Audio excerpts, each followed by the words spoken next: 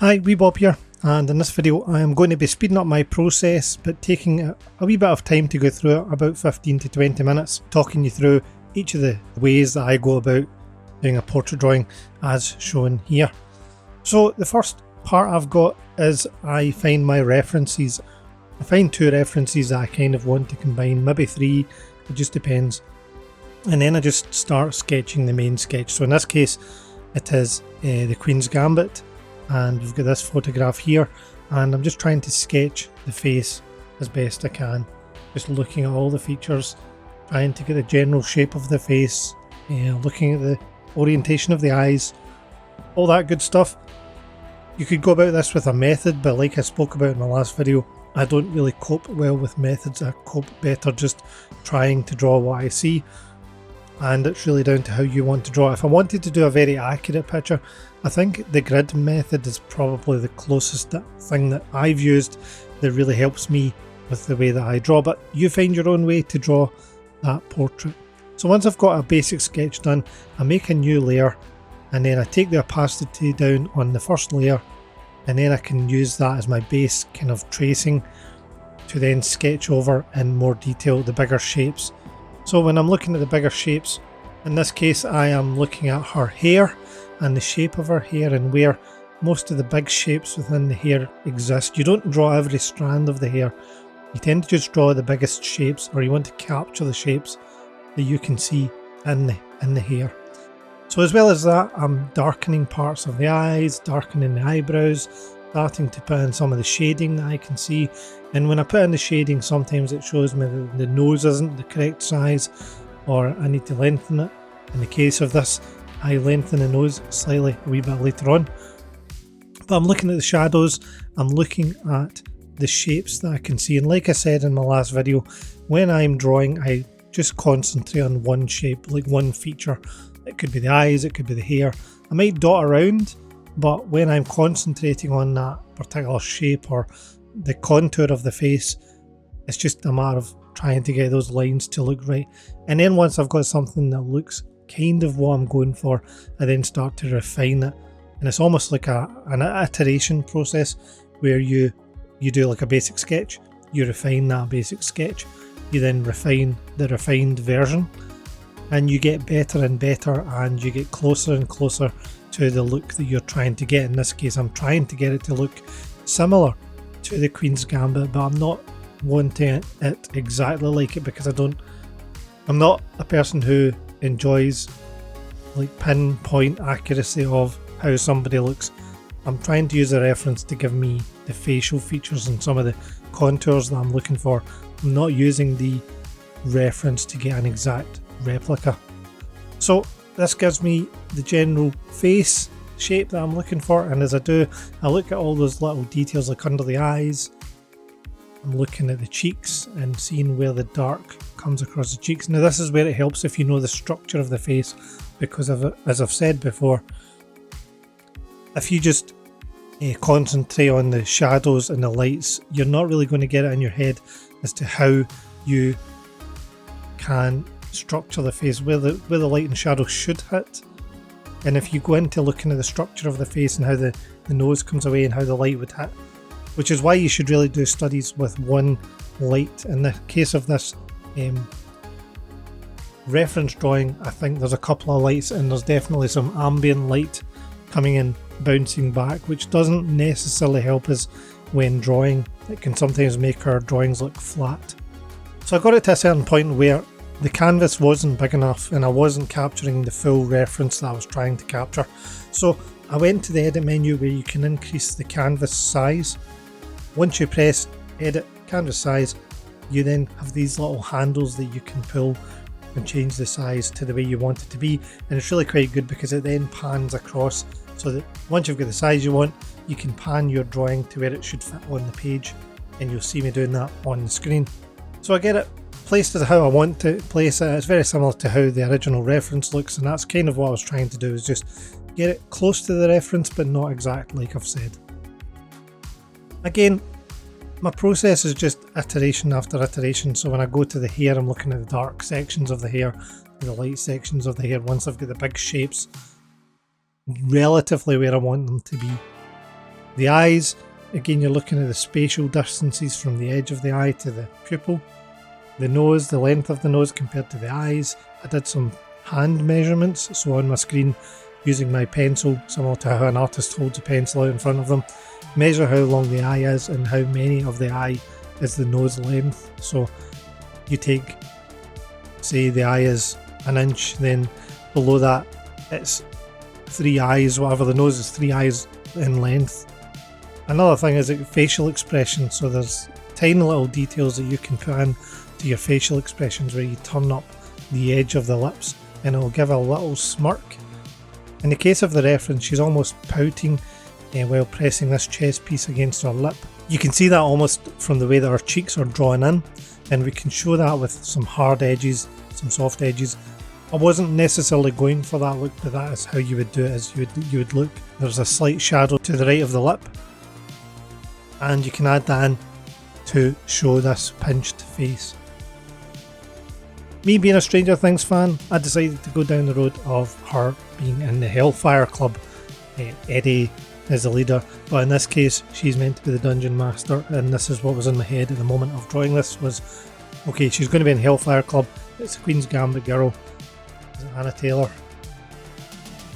So this is of Anya Taylor-Joy, I believe that's her name, and she's in the Queen's Gambit, but I wanted her to be in Hellfire Club from Stranger Things.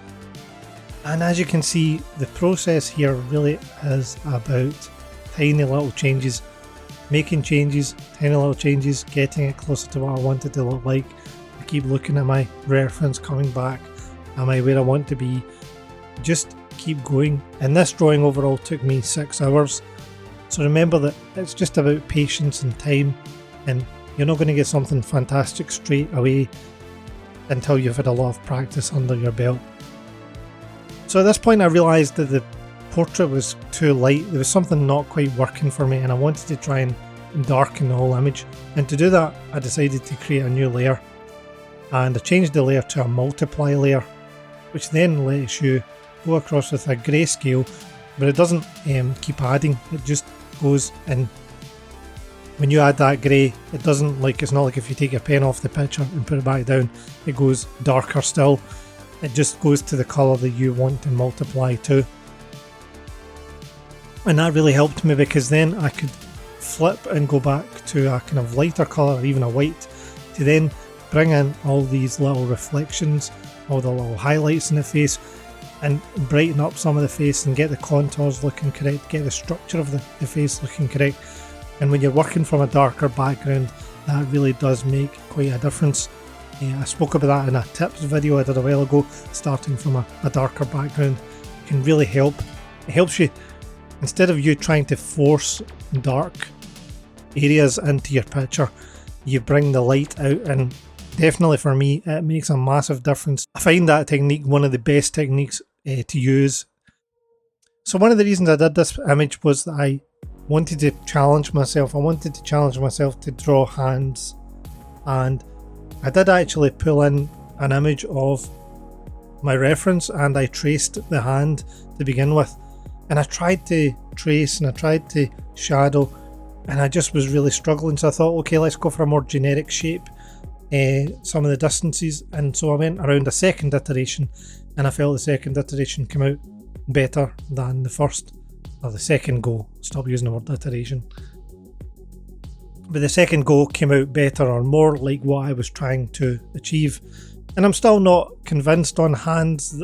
Like I said in my video, on hands, you're going to draw sausage fingers, you're going to mess up, you want to give it some relevance, and that was the purpose of me doing this, was to challenge myself to draw a hand, challenge myself to figure out how does it look. And even when you isolate that hand from the reference, it just looks weird. Hands just look weird. So getting on, I decided to then freshen up the Hellfire t-shirt, get it correct looking, get the lettering on it. So I was just cleaning it up and then adding the lettering, just looking at a reference of a girl wearing a Hellfire t-shirt, and just trying to copy the kind of general look of the lettering, the fire above the eye. And so the process just keeps going for me, the process of just looking at each section of my drawing. Does it look as good as I want it to look? At this present moment, I'm quite happy. Once I lighten that Hellfire t-shirt, I'm looking at it going, I'm pretty pleased overall so far with this drawing. The chest piece I haven't really worked on very much. The hand is just a kind of shape. I haven't added a great deal of detail to that, but again, I was quite happy. So I started working a wee bit on the hair here, looking at shapes, and you can see when you cut out shapes, you can really change the look of the hair. And if you're going from that darker to the light, you can bring each of those strands out quite in a lovely way. It feels very nice when you do it. So the chest piece I decided to change to Vecna. So in Stranger Things Season 4, no spoilers really here, they're having a game of D&D, and there's a character that is placed onto the board called Vecna. And I looked online for some models of Vecna, and this is generally the one that I found that looked like the one that was used in Stranger Things itself, which I believe is a lich. I'm not a big D&D player, I played Hero Quest back in the day. So I went and found that image, and then I started just kind of doing light and shadows again, generally getting a sketch done and then refining as I go along. Again, not trying too hard to be pixel perfect with how this looks in a reference to how it looks in the page. I'm really just looking at what is the expression of this evil looking guy and how am I going to get him into looking like the girl's holding this piece ready to place it.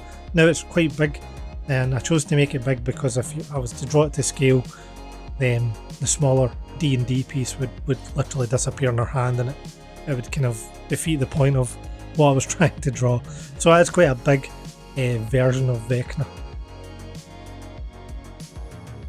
So I was playing about with some glow effects, and I'll show you some layers later on, some of these multiply layers that you can get, some of the other luminosity or luminescence layers that you can get, just to show you some of the things I was trying. I was trying things, deleting things. At this point I was trying to use light and dark to show some folds in the jumper.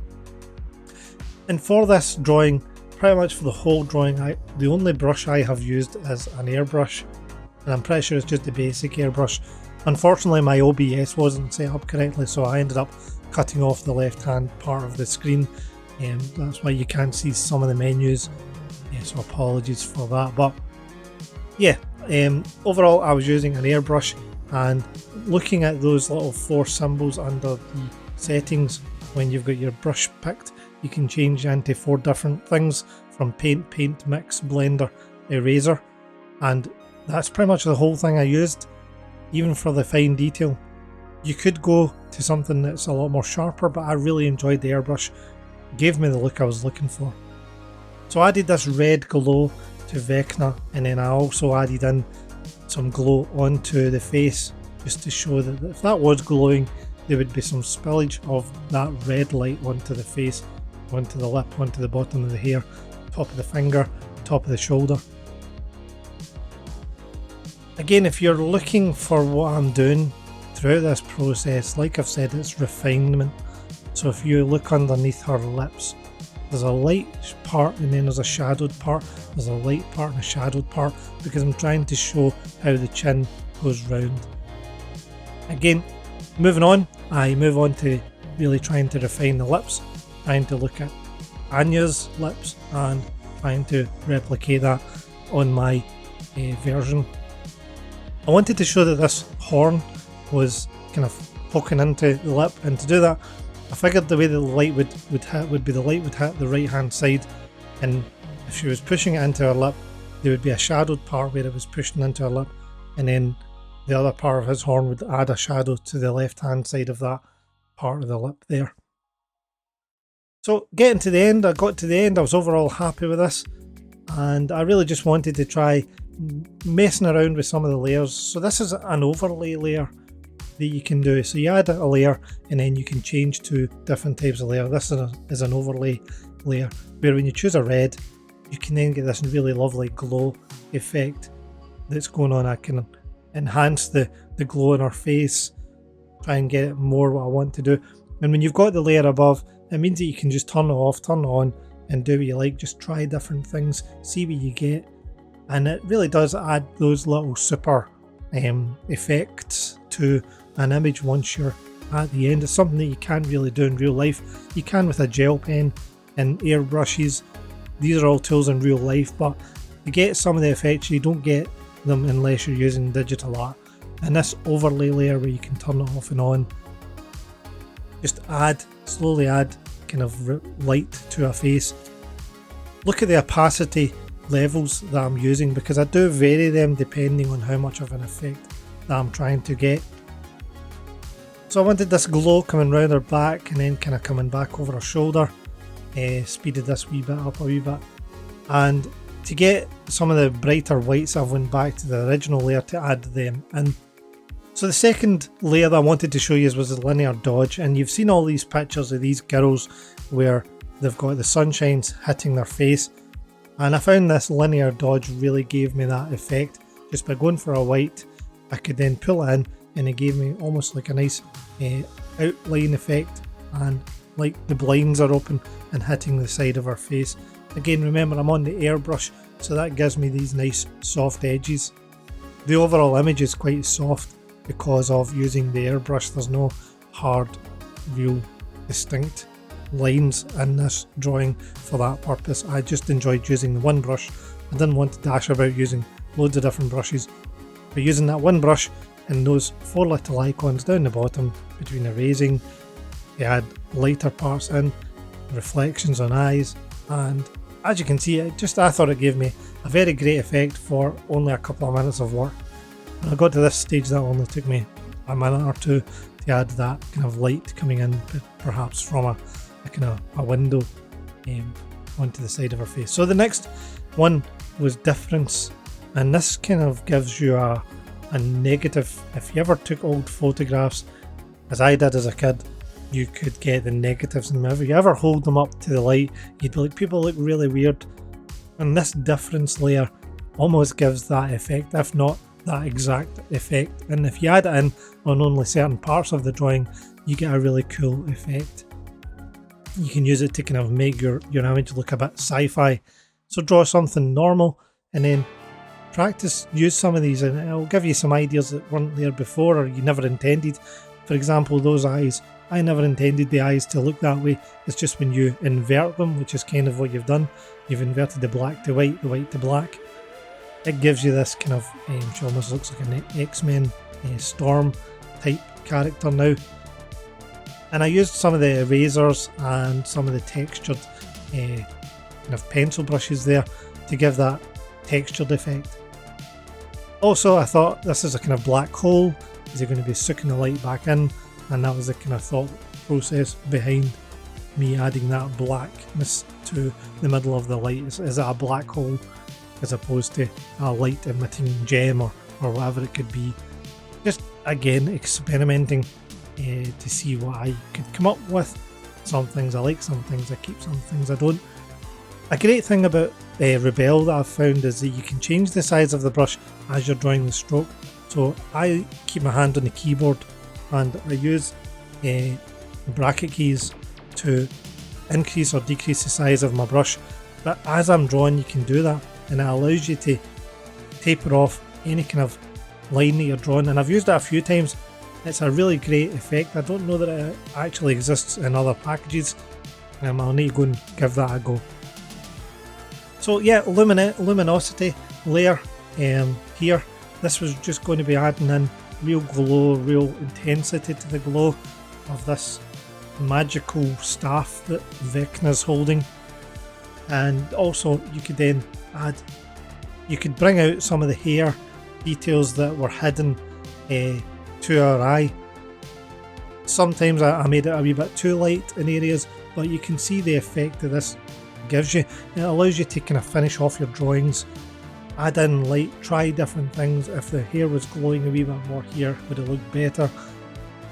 And I think it gives you the capability to kind of come up with any drawing that you want, or even just come up with your drawing, and then you can have different versions of it. If you're into NFTs, if you're into maybe different collector shots and you're going to produce 5 of these drawings, each with a different character, you could then use some of these layer methods to give you that ability too.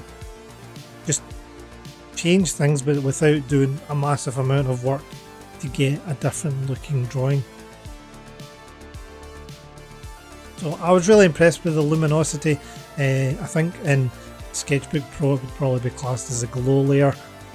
So to progress the image on, I decided Vecna, I've got the basic shape of Vecna, but I've not refined that to my satisfaction.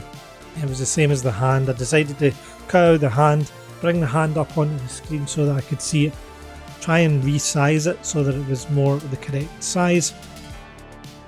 And like I said, I'm not overly convinced, but it is a hand.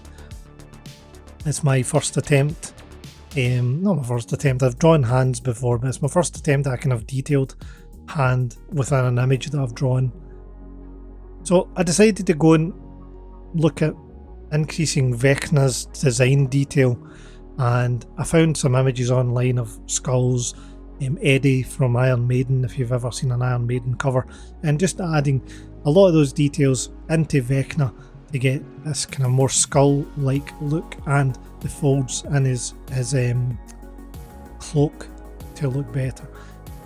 Now if you're doing hair, one of the things you can do is a few loose strands. I've maybe not quite achieved what I would normally do with the strands of hair, but it gives you the idea. They should maybe be a bit less prominent than they are in this image. But overall, I'm happy with this image. I hope you've enjoyed it. If you do want to see about drawing hands and some thoughts on drawing hands, you'll definitely want to go check out the video up in the corner. Thank you very much for watching, and Wee Bob is out.